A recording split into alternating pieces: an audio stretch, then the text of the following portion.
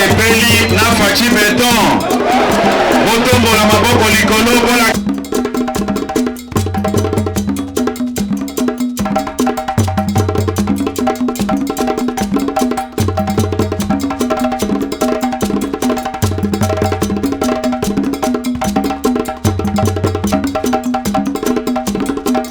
Nouvelle édition, mesdames et messieurs, bienvenue à notre émission Oyotobela Mamotali politique Yamboka RDC. Lelo tozali bongo na mwana mboka président Marcel oyo toko développer na actualité sujet actualité politique ya RDC. Mwana mboka bonjour. Bonjour messieurs les journalistes. En forme. Toujours en forme Yoyebikaka au service de la nation.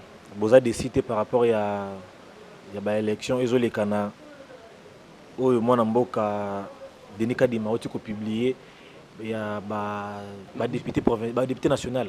Je suis un démocrate. Tout s'incline à face, il y a une vérité.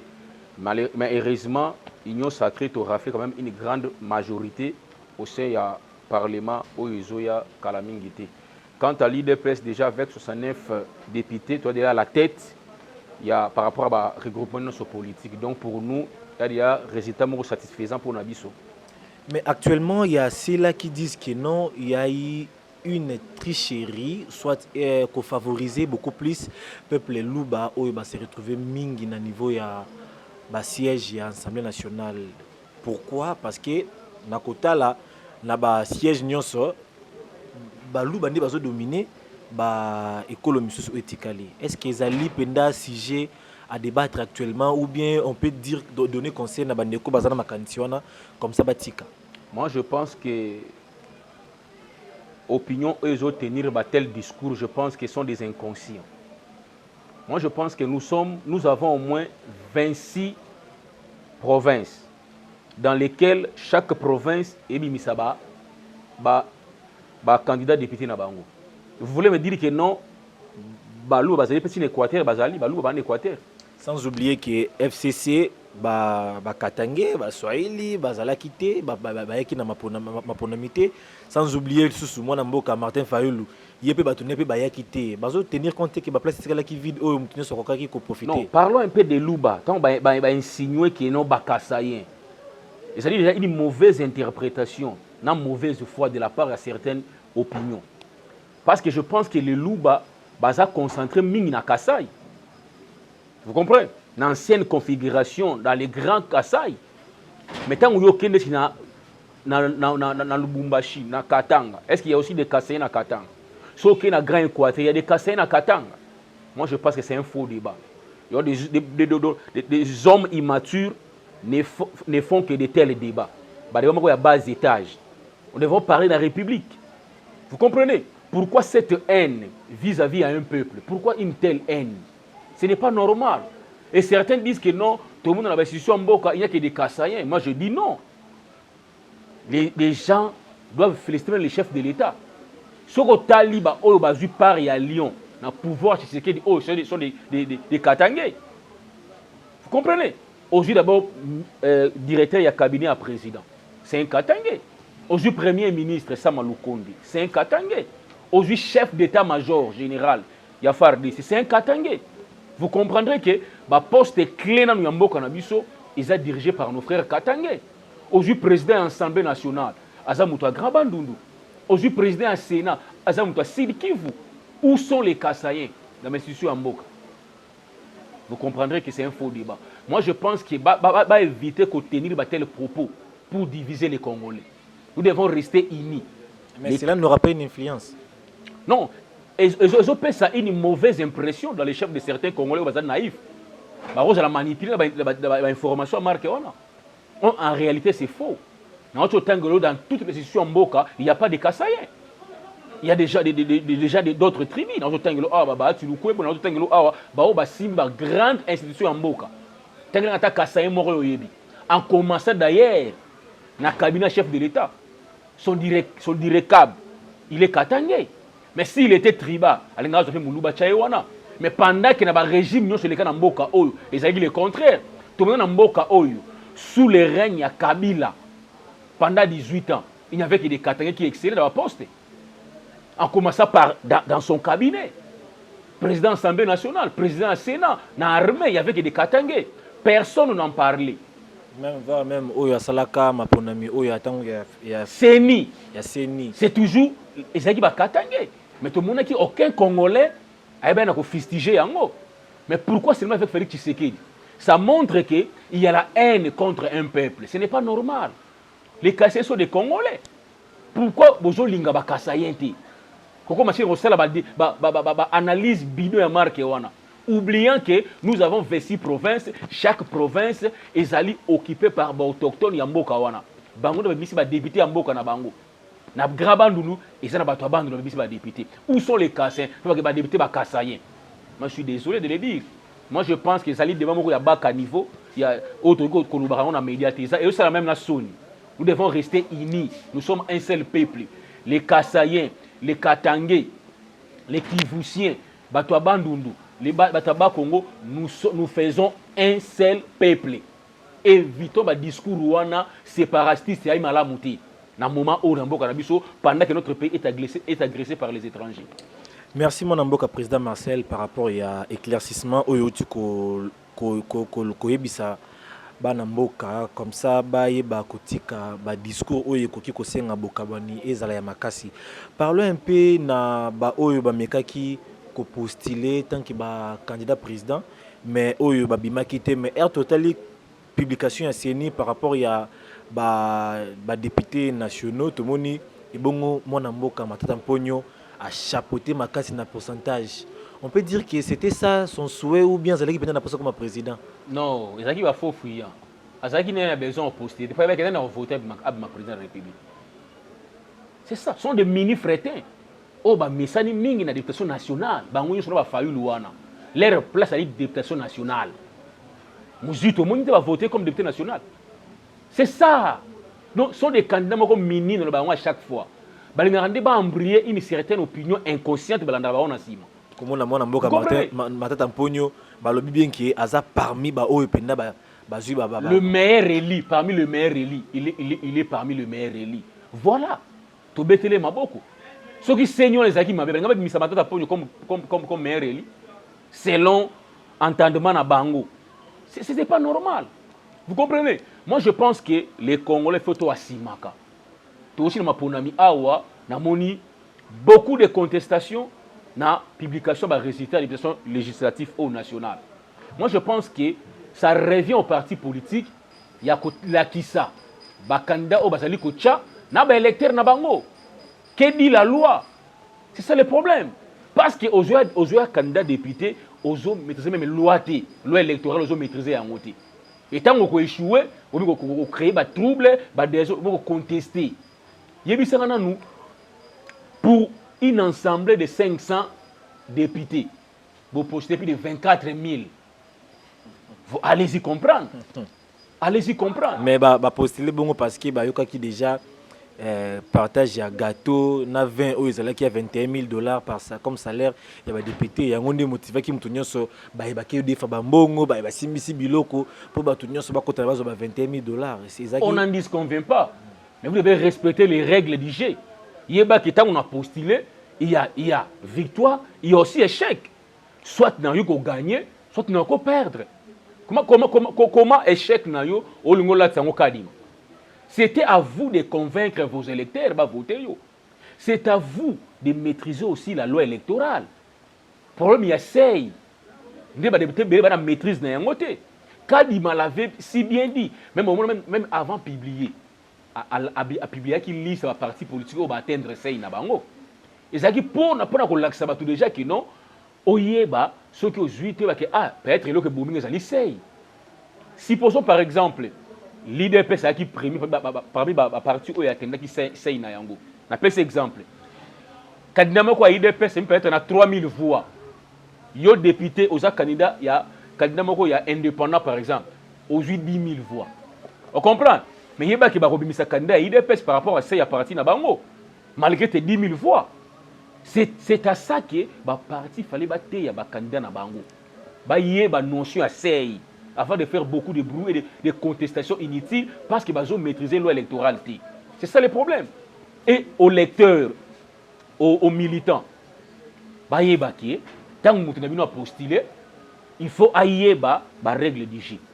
Asa na maîtrise ya sey, asa na maîtrise ya loi électorale. Aïe bisabino vérité. Bosa voter 2000. Mais il y a quelqu'un dans même circonscription a bien 15 000. Et vous réclamez que non, tu votes qui moutouna biso. Vous étiez combien? Vous votez qui? C'est ça le problème. Il faut que tu aies un militant d'une part et de l'autre côté, côté ya bakanda on va postuler au sein des partis politiques, ba ba notion ya sey, ba za na maîtrise ya loi électorale. Makambo ekosi là. Ole ola sa échec na yo, ola tsango seni. C'est ça le problème. Tout à fait, c'est parce que même tout le monde qui a une élection passée, et le reconnaît qui va te belé avec les Kambwasei. Mais ils ont les sous-sous. Moi, Namboka, Oazali, bon patron ya Seni, Denis Kadima, il a dit ça presque na ba candidat nyonso, mais on a compris que il serait qu'à un niveau na bango et qui était qu'à un niveau ya CT. Parlons alors de moi Namboka Gentini Ngobila, Oazali bongo gouverneur na ministre Oyo, vice premier ministre, ministre intérieur. Ameka Kempe ko déclassé dossier nae à la mise à l'écart pour na matali illégalité au salimaki par rapport à l'élection mais tout moni bongo Gentini Ngobila à la mouki un bon matin à qui il était na bureau nae avant de passer le musala. On peut dire que azo continue que violer d'une manière officielle la loi et puis il y a pas interpellation, il y a pas intervention. On peut dire que orgueil wana osala wana arrogance wana ozongo na niveau ya présidence ou azana eloko moko leki makambo nyonso. Nalobaka à chaque fois à travers mes émissions ligne qui sépare la démocratie et le libertinage et le respect à la loi. Moi je pense que na mboka o eloko sali que mboko ezonga sima parce que autorité de l'État est bafouée à tous les niveaux. Parce que à cause ya nini il y a kozanga ko appliquer la loi ya mboka. Qui est Gentini Ngobila? Tu es cité parmi les 82 candidats invalidés à cause de la fraude, détention illégale de ma machine à voter. Dev. Ngobila, autorité, c'est chef non direct, il dit VPM intérieur, à suspendre tous les 3 gouverneurs qui sont impliqués à ces dossiers. Qui est Ngobila? Qui peut se réveiller un bon matin à défier toute une autorité en Mboka. Et ça va bêtise au Tobo et à Mboka. Ça va bêtise. Dès lors que tu as appliqué la loi en Mboka, Mboka auto rêvé un jour que se développer. Mais ils ont réclamé que Azala qui votait pas Batunae, Batubele va voter qui Azana va preuve nae, mais sauf que la décision au VPM ministre intérieur a joué. À cause de la parce que le chef de l'État est là. C'est ça le problème. Parce que le salir chef de l'État, ma bêtise à marque. Le pays est géré par des lois, non par les chefs de l'État. Même lui, le chef de l'État, il est soumis aux lois de la République.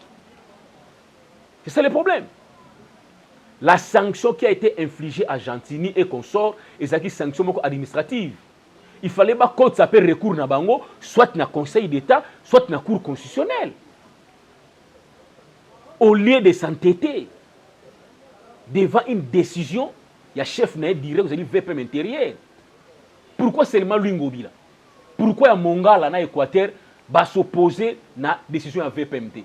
Pourquoi seulement Ngobila? Il est à la balance sociale. Si tu estimes que tu as été voté, élu par ton peuple, par tes électeurs, mais prenez tes preuves que nous brandir na Cour constitutionnelle. Ça yo raison. Moi, je pense qu'à un certain niveau, Babiloko obligé de combattre qui à l'époque de Kabila Yango. Et si vous la loi dit plus fort. Si on essaie un peu de parler de la gestion, il y a Monamboka Gentini Ngobila. Est-ce que tu peux atteindre à 50% il y a makambo oya sali ya bien ou bien tu peux ça nasser pour tout le monde nae lelo a telema alobaki non bazong selaye ba voix ba lecteur nae comme ça à continuer musala nae. D'abord il doit avoir honte il a obtenir ba discours à marque wana. Gentini c'est un incompétent sur toutes les lignes. Je ne mâche pas mes mots. Il est dans la ville on est olumba solo. Dans la ville on est comme salité, les immondices partout. Et puis Ngobila réclame qu'il va voter. Na voter qui? Qui peut voter Ngobila dans cette ville? Avec une gestion opaque, calamiteuse. baki de voter Ngobila comme député national. On a essayé de se moquer de Bakinois. Au moment où tu as stade na ACP. Moyennant l'argent. Nous savons comment ça se passe. Ce n'est pas pour un bon. Mais Katou Melinga m'a président au Congo. Parce qu'il avait des milliards de pesos qui est. C'est pour vous dire qu'à un certain niveau, les Congolais sont sous-députés. Et moi, je pense que Ngobila doit être arrêté. Vous comprenez? Oui, c'est une bêtise. To combattu à l'époque à Mobutu, on a combattu à l'époque de Kabila et à l'époque à Félix, on a des bêtises, ils ont continué. Nous disons non. Qui est Ngobila dans ces pays? Donc il y a des dossiers sales. Vous comprenez? Et il revient maintenant à Kinshasa pour sa bêtise à marquer haute. Il est super par rapport à qui? Le gouverneur a tempéré la décision de l'équipe de Mayele. Mais lui, il est plus gouverneur que Bango. Nous disons non. Nous disons non. Que la justice fasse son travail dans ces pays. Sinon, tout le monde a tinaté parce que tout le monde tourné en rond, il n'y a pas d'évolution. Pendant que l'IDPS avait prôné pour l'état des droits. Qui dit l'état des droits? Le respect à Mibeko et à Mboka. Nous ne mourrons jamais aux Nicolas Mibeko. C'est ce que nous avons combattu par le passé. Et voir maintenant le régime en Félix Tshisekedi dit je suis désolé à Kolobayango. Que la justice fasse son travail. Et pour moi, que VPM s'oppose à bêtise en Gobilawana. S'il faut me sceller ces bureaux, va sceller yango. S'il faut me retirer la garde de corps, va sala yango. Pour nous relaxer que Ngobila mi côté. Vous comprenez? Ba bêtise ba ndeko ça na RAPPRD ou ça PPRD. C'est des personnes qui est au pouvoir. On avait combattu dans ces pays pour le respect. Il y a Mibeko et Mboka. Ils ont des bêtises, ils ont pour salir, pour ternir même l'image du chef de l'État qui prend l'État des droits. Un ennemi se permet d'être au-dessus à Mibeko et Mboka, au-dessus à Makondi, comme Moutoumoro a inquiété Ngobila. Qui est Ngobila dans ces pays? Merci, mon Mboka Marcel. Parlons des chefs de l'État sortant aux Alaki Bongo réélis dans le peuple congolais. Na suffrage des équipes, na score lourd. Le 20 janvier, les alliés cérémonie à Mounene, au Tobéni na Kombo, il y a prestation de serment. Bah, impression dans les alliés. Oui, le 20 août, je pense, tout Congolais, nous allons vraiment, et bien, dans le stade, on a tout remplir comme un œuf pour investiture à chef de l'État, à prêter serment le 20. Bah, Congolais, nous sommes votés qui, surtout à Kinshasa, je crois, Bazali a commis Bongisa. Na base nyonso pour répondre présent na katia nini wana. Il faut noter que beaucoup de chefs d'État de par le monde manifesté déjà accord na bango ya ko assister na katia prestation à serment ya mwana mboka Félix Tshisekedi, notamment les États-Unis déjà une forte délégation où il y a pour assister na prestation à serment ya mwana mboka Félix Tshisekedi. C'est une fête d'ailleurs. Parce qu'il y a une fête ya ba Congolais. Parce que nous avons donné le deuxième mandat au chef de l'État pour conduire encore destiné à Mboka Nabiso. En tout cas, c'est jour où on a samedi, je crois, le monde est bougé. Congo qui sait qu'on bouger parce que tu vas déterminer ton retour de ce stade où on a biso sur les Congolais, les Kinois en particulier. Mboka est bougé, zali bongo fait tout le monde qui bon na mandat oyo to le cas, ba catastrophe oyo selema ki na niveau ya gouvernement, ba détournement. Koto e pa ibalo ki o virus ko ya kunyani ya corona o yaki koto to le ba o FCC cash. Qu'est-ce qu'on peut attendre de Tshisekedi pour le deuxième mandat? Moi je pense que sur le même na top Congo, Christian Sogo a posé question aux autres regretter ni pour un mandat au ni no sala qui était. Avec pour na kanga ki batu o ba détruire mboka ote. Déjà, le deuxième mandat s'annonce très dur. Moi je pense que le deuxième mandat vous allez demander à tous les enjeux. Si hier le président était un peu tolérant, pour préserver peut-être qui, vous comprenez? Il y a une élection, il y a passation à pouvoir au Pacifique et Salamaki, je pense qu'il y a un deuxième mandat à Ozala sous tolérant. Tout c'est lui, il y a avec l'idée, il y a piller, il y a détourner, Ozali, Mbongo et l'État congolais, moi je pense que la justice est derrière. Toujours déplorer aussi, tout au long du mandat à Félix Tshisekedi, comment vous allez déplorer justice nabiso. Une justice à double vitesse. Une justice incapable de faire son travail comme il se doit. Nous avons opté pour l'état des droits. Dans l'état des droits, chacun doit faire son travail. Dans un état de droit. Tu es magistrat, fais ton travail conformément aux lois de la République. Tu es militaire, fais ton travail conformément aux règles militaires. Mais on a compris que nos magistrats, mais c'est là qui mingi, on a simulé na film, on manipuler comme dans le régime précédent.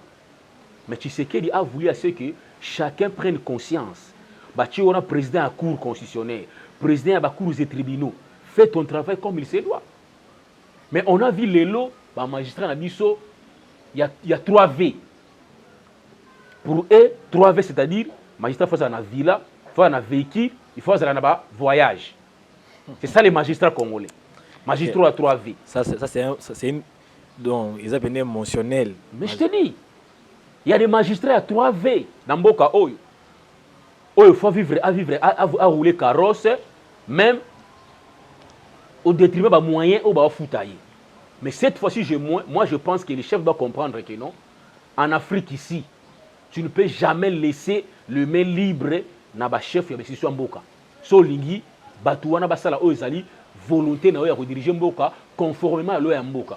Il faut cette fois-ci azana même mise dans toutes les institutions pour na ko réglementer makam, pour na ko orienter makambu par rapport à vision na ye. Si tel n'est pas le cas, je pense que aotika pouvoir oyo mboka oyo congolais akoinaye makasi. Parce que Congolais ont espéré na yebili. Il y a un vote sanction oyo a infligé qui na ba na mboka ba étranger ba qui na mboka oyo Congolais ont espéré quelque chose ya meilleur et pas Félix Tshisekedi.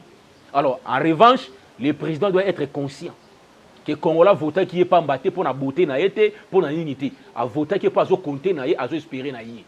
Alors en contrepartie, le président doit s'assumer maintenant à Longola parce que lorsque vous voulez gérer un pays avec la Bible, et aussi mbatté, on gère un pays avec les fouets. Mais on est comme une dictature. Non, non. Quand je dis les fouets, c'est-à-dire l'application stricte de la loi Mboka. Au Yibi, on vous sanctionne conformément à la loi de la République.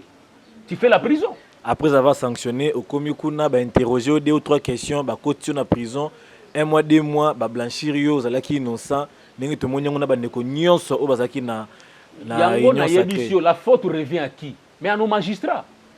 La faute n'est pas Félix Tshisekedi. Tokolinga une chose et son contraire. Tu as démocratie, n'est-ce pas? La démocratie veut que chacun joue sa partition. La démocratie veut que chaque institution est libre à gérer Mboka conformément à la loi de la République. La démocratie au Congo est une lix. La démocratie au Congo profite maintenant à certaines personnes au bazo qui va fonctionner dans le Mboka oyo, notamment le magistrat congolais. Les magistrats congolais ba contre ma copa. Il y a spoiler banda kwa bato. Ba magistrat congolais, la loi du plus fort ne ba trancher à faveur na bango. Il y a bato ba na mbongo. So ça na mbongo te, magistrat peut se raison te, peu importe ba preuve au détenir. Vous comprenez? Beaucoup de gens qui croupissent dans la prison na ba innocents. Mais des voleurs ba rouler carrosse na mboka oyo. Il y a des ministres voleurs, il y a des gens qui ont détourné des millions dans Mboka Oyo, mais bah rouler carrosse. Vous comprenez? Mais moi je pense que le coup la chef de l'État fait confiance dans le premier mandat. Bah Sali Moussala comme il se doit être. Cette fois ci ma fimbo maintenant, Azana même mise la justice à Congo, sera lié à aider Mboka Oyo. Si les chefs pensent que être démocrate veut dire que non, qu'il y a libertinage à tout le monde, Mboka Oyo est décollé. Vous comprenez? Pour que Mboka Oyo décolle, il faut des décisions courageuses. On a vu na Burundi. Burundi, il a fermé ses frontières. Il a expulsé les Rwandais na kata sol na ye, territoire na ye. Toujours les mêmes bêtises au Rwandais basala na Mboka Oyo, ba kende na Burundi. Mais le président burundais a pris un courage. Il y a aucun frontière. On peut dire que nos dirigeants sont complices dans la guerre à Est. Je n'ai pas dit qu'ils sont des complices. Mais pourquoi ne pas agir il faut à l'instant la décision courageuse. Ce qui prouve qu'il est complice. C'est que tu ne comprends pas ce que moi j'ai dit. Prendre des décisions courageuses, il faut tenir ces gens-là à l'œil. S'il faut expliquer Bango, expliquer Rwandais. à quand 5 ans yango déjà mais mandat. c'est ce que je dis. Bunagana depuis Bavandela yango, on ne sait pas quoi dire, on ne sait pas comment récupérer. Le chef de l'État avait dit ce qui a ça c'est mort. Mais oyo beta oyo ya ce c'était comme ba masasi. Vous devez d'abord comprendre le problème il y a un problème complexe chaque fois. Beaucoup de Congolais ont une vraie raison à guerre à l'Est. C'est ça le problème. Les complots de l'Est datent depuis plus de 5 décennies. Un complot préparé par des grandes puissances, notamment les États-Unis. Les États-Unis, qui représentés par Bill Clinton. La Grande-Bretagne, par Madame Thatcher. L'Allemagne, par Helmut Kohl. La Belgique, par Roi Baudouin et son Premier ministre. La France, par François Mitterrand. Voilà les 5 grandes puissances qui ont décidé pour sortir Yambo Kanabisu. Tout ce qui se passe au Congo a été décidé par ces grandes puissances dans notre temps. Tshisekedi a hérité un pays où il y a déjà un complot international. Il fallait beaucoup de tact, beaucoup d'intelligence pour maintenant récupérer Mboka. Chose qu'il a fait pendant ces 5 mandats. Vous comprenez? Kabila a été le pion ya Batouana pour Mboka au Mboka Rwandais. Sans ignorer, un certain 23 mars 2009, Kabila a signé un accord avec Mboka. Vous avez vu comment l'hégémonie rwandaise est celle de Mboka. Alors, ce n'est pas par une baguette magique, Félix Aye, pour aller, Mboka changer, non. Tshisekedi est venu au pouvoir, il devait maintenant s'imprégner dans la situation réelle de Mboka. Moment où on a joué maintenant, à Yebi, là où il faut attaquer. Vous comprenez? Il savait que non, notre armée est infiltrée par les Rwandais, à tous les niveaux. Allez, faudra-t-il directement engager une guerre contre Kagame? Tu vas la perdre. C'est ça le problème. Il a fallu maintenant former d'abord l'armée. Voilà ce qu'il a fait d'abord. Il a formé notre armée. À l'ère actuelle que je vous parle, messieurs les journalistes, nous avons maintenant une armée forte et dissuasive. C'est ça le problème. Voilà aujourd'hui, maintenant, le Rwanda est incapable de Goma pendant 5 ans. Mais avec Kabila, on a vu comment le Rwanda marchait dans 1 mois à Botolibiso Goma. C'est pour dire que Tshisekedi, Ayaki, il devait d'abord s'imprégner dans la vraie situation à Est. Enfin, il y a sa solution. Tu as parlé de Bunagana. Je vous informe. À l'émission passée, Bunagana, les terroristes M23, la population comme bouclier. Est-ce qu'il faudra-t-il sacrifier tous ces peuples parce qu'ils ont besoin de M23? Non. Voilà pourquoi je t'avais dit, l'armée congolaise a peaufiné la stratégie, comment contourner Bunagana. Mais pourquoi Bunagana? Ça fait 3 jours passés. Tu as vu comment nos forces armées vont récupérer le territoire occupé par les M23. Tu as vu des frappes à drone Nabiso. D'ailleurs, na M23 va perdre d'abord un chargé à renseignement na bango Koufi. Et puis un colonel à Koufa par des frappes à drone Nabiso. Il nous a dit que non, les Congo maintenant a commis qu'on va récupérer le territoire nyonso ezaki jadis occupé par les M23. Aujourd'hui, à part Bunagana, Yebisanga, quel territoire encore est occupé par les M23? C'est pour dire que non, Tshisekedi est déterminé à mettre fin à cette barbarie il dirait pendant plus de 25 ans à partir de Mboka Nabiso. Et ça qui n'a baguette magique qui était à comme pour guerre ici, non. Kabila a fait 18 ans. À sa guerre, à sa yangote. Alors, nous devons quand même être conscients d'abord Angers à Bitumba à partir Est. Et c'est là qu'il y a un complot international. Tshisekedi a contourné ces complots. Maintenant, on va soutenir le Rwanda dormir, notamment les Américains. Là, je vous informe. Parce que les Rwanda on a soutien dans la grande puissance de notre temps. Mais l'élo, par la diplomatie chef de l'État, les États-Unis ont lâché le Rwanda. La Grande-Bretagne a lâché le Rwanda. Et on dit Kagame maintenant a Kimi dans le Pakistan. Qu'on nous soutient. C'est là, c'est un signe pour vous dire que non. Tshisekedi par sa diplomatie. Et cause un voyage simple. Moi, je citer rapidement. Bon, tout citer mais tout.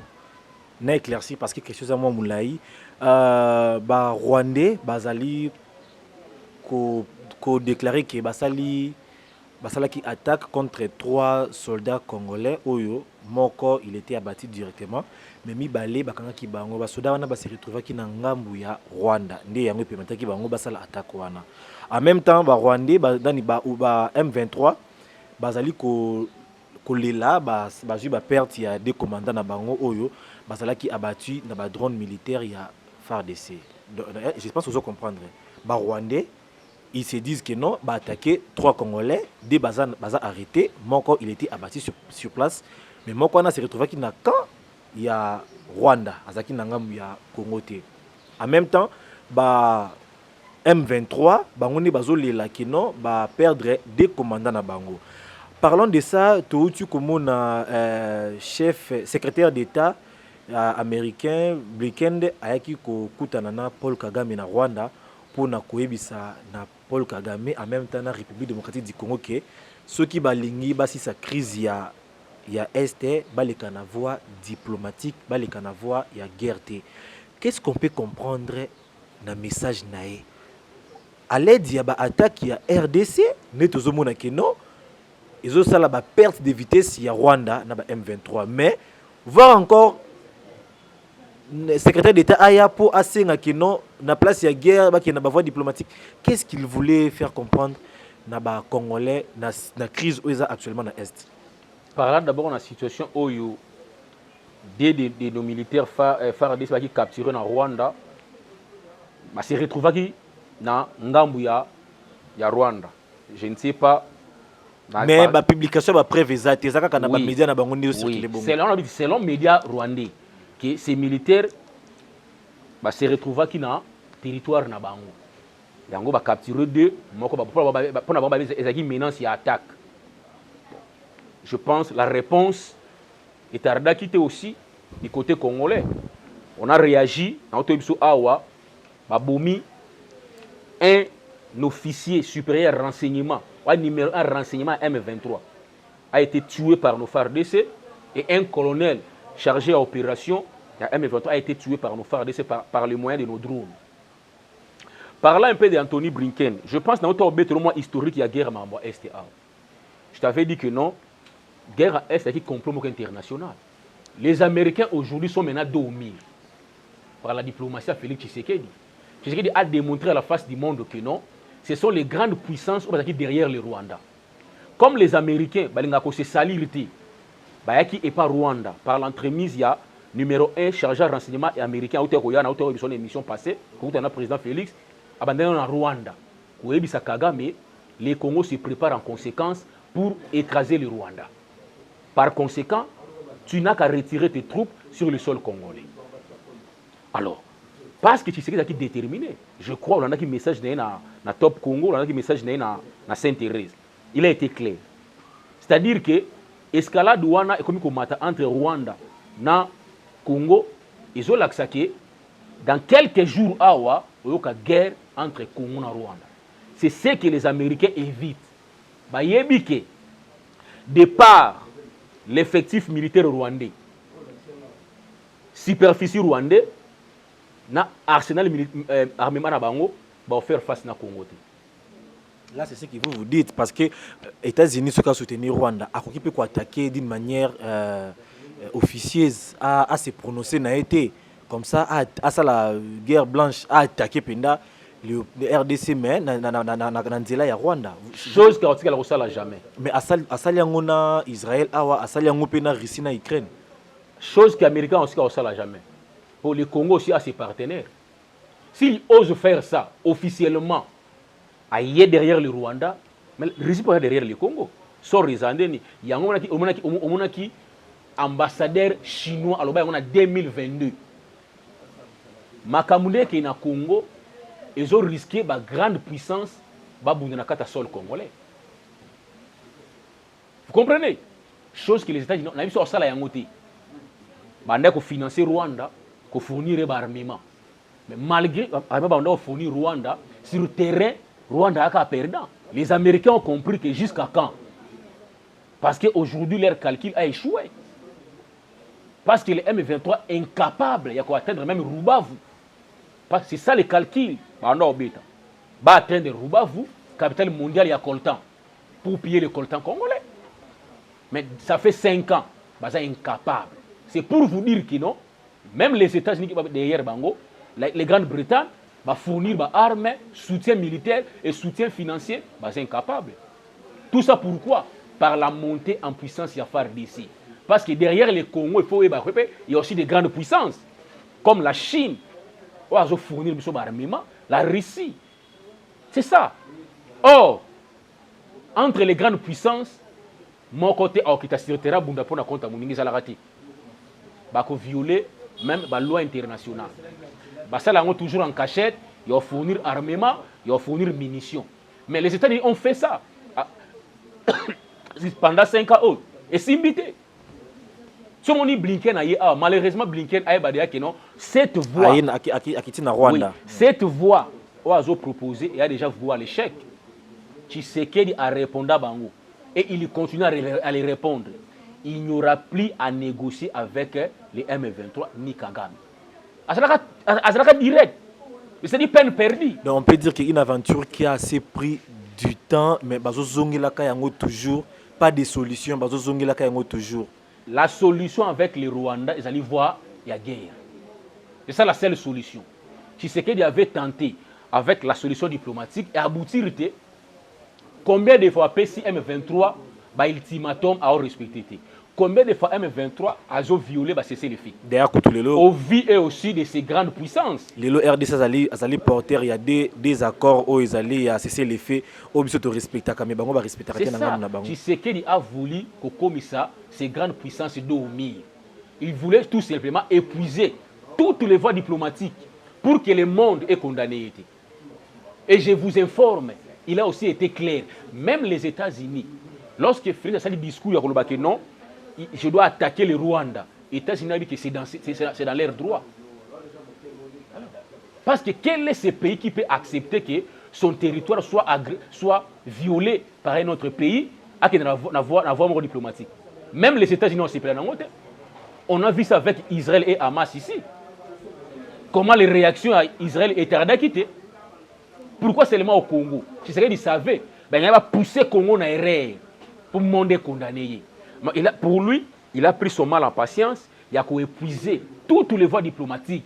Pourtant, à côté de la voie de guerre, moi qui l'ai condamné, il a raison. C'est ce qu'il a fait. Voilà pourquoi, à l'entretemps, il prépare aussi l'armée congolaise. Vous voyez que l'armée a été infiltrée à tous les niveaux par Kabila, par des Rwandais.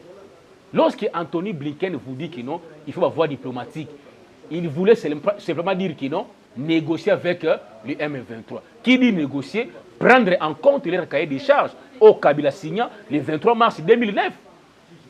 Et c'est le problème.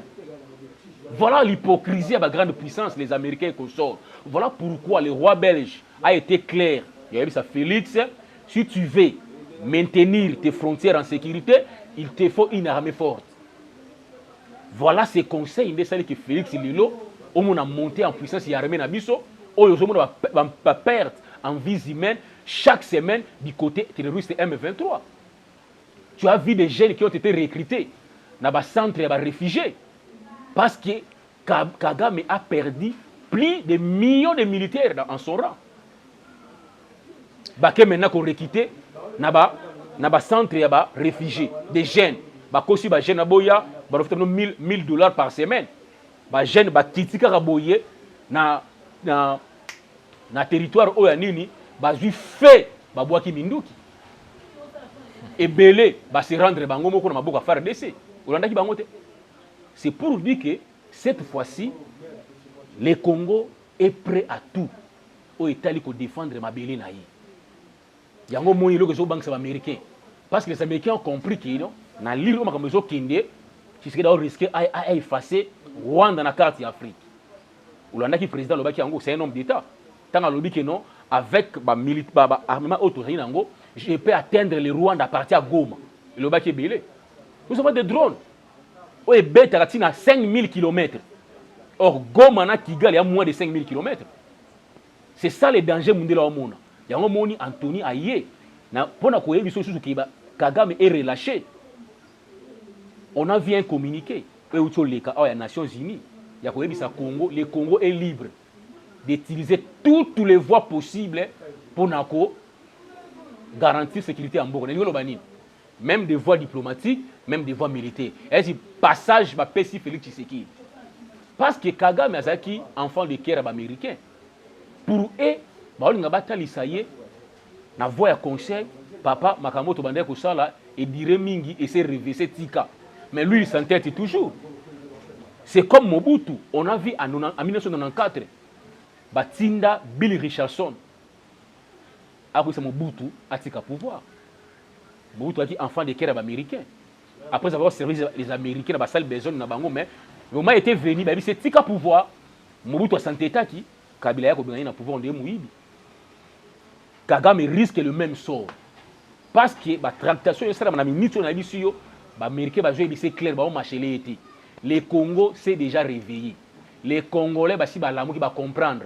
Nous ne saurons plus vous protéger. Bimisa militaire non à Congo. S'ils s'entêtent, tous les Européens ont raison. Mais le Rwanda sera écrasé. Si réellement on s'entête, c'est que les Bangondi va penser qu'il y a ordre Rwanda.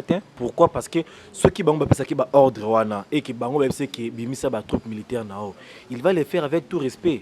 C'est que peut-être il y a encore. Mais on a fait un exemple avec Mobutu. Mobutu est enfant du Kérab américain. Mais les mêmes Américains, au travailler à Mobutu, on a eu à tuer beaucoup de présidents par Mobutu, par la volonté américaine. Mais en 1994, c'est Bill Richardson, envoyé spécial, américain. Il y a eu Mobutu a tika pouvoir. Mobutu a s'entêté qui non? S'entêté qui? C'est ça un dictateur. Un dictateur, c'est un sanguinaire. Il y a un monde qui va mentir. Déjà, dans le pays, Kagame a besoin de soutien dans le pays, le Pakistan, le pays où soutien les toujours les grands occidentaux. Mais les lois soutien Kagame les occidentaux ça soutien. Il y a un signe pour ton information. Pour la relation maintenant le vrai. Les États-Unis écartent le financement de l'armée rwandaise, la Grande-Bretagne. Il y a un signe précurseur pour te dire que Kagame va lâcher. C'est à lui de comprendre. Mais connaissant les dictateurs, il y a aucun qui va s'agir. Mobutu aussi pensait comme ça. Quand les Américains ont dit que tika pouvoir à Boyi, Tindi Bill Richardson, Mobutu a s'entêté, sort Nezakini. Kabila Bingane n'a pouvoir. Ne vous en faites pas.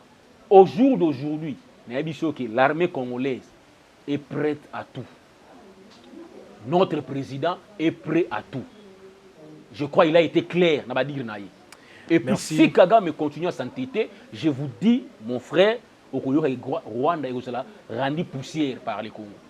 Merci beaucoup, mon amboka président Marcel. Tout comme on a sous émission à Bisso, to développer ba sujet moi mingi oeza ya actualité politique ya mboka ya Congo. To zozi la penda ba réalisation ya matali ba promesse ya chef de l'État tant que congolais pour na mandat nae oyasika. Si vous avez un mot à dire par rapport à l'émission, la voix est libre. Bon, je voulais dire d'abord par rapport au monde Nzamba qu'on est toujours confondre ennemi en boka na biso notamment prêtre catholique. Je crois qu'il y a une révélation au Tchobima. L'un il y a un observateur au Sénégal recruté à qui pour le programme 2020, va payer ça à chaque observateur des numéros. Un numéro, il y a Sénico, et un autre numéro, il y a États-Unis. Est-ce que vous comprenez comment ces prêtres sont des sourciers dans ces pays? On a une grande révélation. Alors, ces numéros américains, parce qu'ils ont une intention. Tant que l'église catholique fait léger à l'ennemi en boka, mais les révélations sont là. Ce monsieur, c'est un Congolais, il a révélé cela. Après, c'est un numéro, on a appelé ça qui bango, comme observateur, il y a Senko. Que bon, j'aurai un résultat, botinda ngona ba numéro 1. Un numéro local, il y a biso, et notre numéro américain, plus 1. Il y a une élection, les équipes américaines et les Congolais. Voilà, des soi-disant prêtres. Maintenant, ils ont échoué pourquoi? Parce que tout peuple congolais, à l'unanimité, de voter qui en boka, Félix Tshisekedi. Voilà maintenant leur calcul, c'est compliqué. Ce que résultat va dire que Tinda, Félix a battre toujours. Félix a battre. Même les Américains. L'étranger Katumbi parce qu'elle n'a sonné. Akenda ko pesa mbongo et pas un sénateur américain c'est le lobbying mais c'est là échoué. Donc Katumbi a fait soutenir les Américains les sous. Mais oui, Smith a pesa mbongo c'est le lobbying. Malheureusement, déclaration à un sénateur, ça n'engage que lui, ça n'engage pas le gouvernement américain. Voilà maintenant, aujourd'hui, Joe Biden a tenu une forte délégation pour assister à l'investiture chef de l'État. Tous ces présidents, Obama, les Européens, les Français, les Nini, féliciter mon amour Félix Tshisekedi. Parce qu'ils ont des vrais résultats. Yo moni ba candidat nyonso wana maléré. Au ceux qui moko lobi na gagner l'élection. Balo ba gagner, toi annulé l'élection. Ba yebi des vrais résultats. Mais sur yo gagner qui na 2018 fayu lo ganga awa vérité des urnes. Aka na vérité des urnes. Alors ba non na zaki président élu. Mais alors, l'élection. C'est pour vous dire qu'ils sont conscients qu'ils sont lamentablement échoués. Vous comprenez? Voilà pourquoi et à notre chef de l'État, les chefs, tu as fait 5 ans en mandat où nous savons avec beaucoup de difficultés. Vous avez accepté l'inacceptable. Il y avait beaucoup de collaborateurs au Baïda Kyoté. Cette fois-ci, il faut faire un bon casting. Il y a des gens qui accompagner le gouvernement, il y a des gens qui accompagner comme tes conseillers. Tu as eu des conseillers voleurs, jouisseurs. Il y a eu des ministres jouisseurs. Certains d'entre eux sont en Espagne, ils ont des missions Ekoya. Ils sont au Canada, ils sont malades. Voilà pourquoi tu es le chef de l'État cette fois-ci. Il est un peu dur vis-à-vis des collaborateurs. Il y a même mise dans la justice congolaise. Article de Bango, liberté. Les magistrats sont des 3V. Donc le chef de l'État doit avoir la même mise dans la justice congolaise.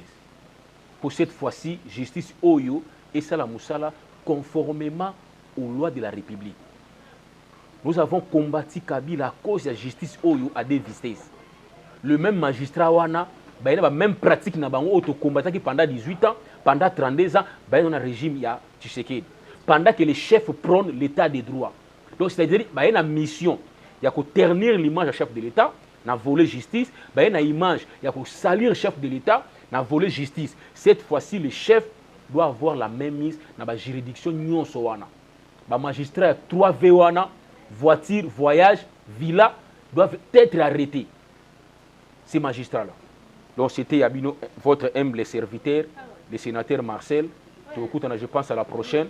Mon numéro c'est le plus 243 81 52 99 123. Plus 243 81 52 99 123. Tout le monde dit à la prochaine. Bye bye.